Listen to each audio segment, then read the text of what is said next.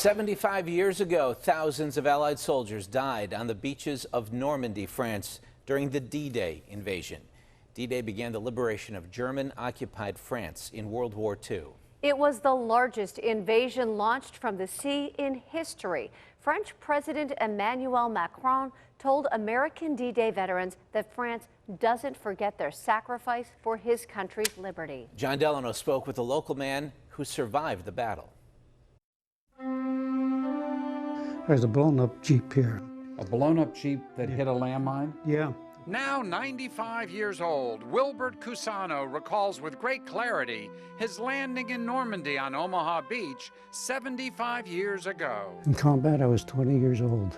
20 years old. And 11 months every day. Living months every single day, fighting his way into Nazi-occupied Europe.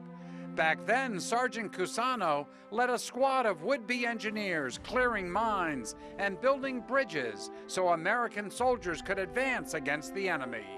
But Cusano was not among the first on Omaha Beach on June 6. Those were the heroes of the war.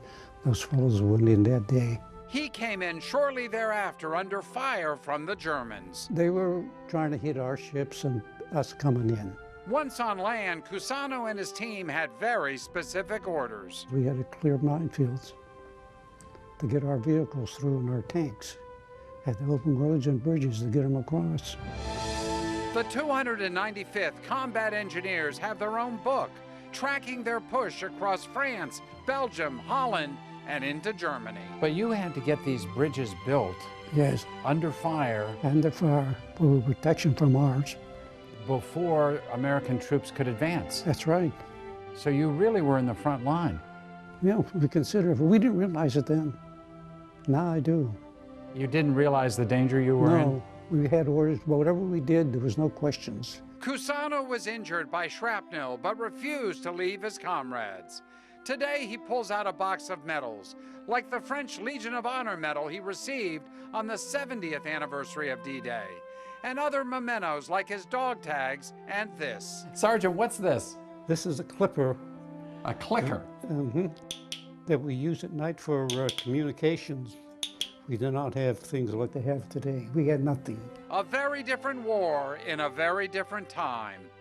Cusano says of the 400 men in the 295th Combat Engineers, only 2 are alive today. As for his comrades of 75 years ago, I never forget them. Now, this McKees Rocks veteran has been to Normandy, although not this year. Christine and Ken, I am always struck at how young these soldiers were.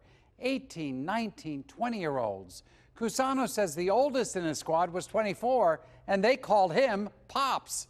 They were also very brave, following orders into incredibly hazardous situations to free Europe from Hitler and the Nazis. We can never say thank you enough to this, the greatest generation.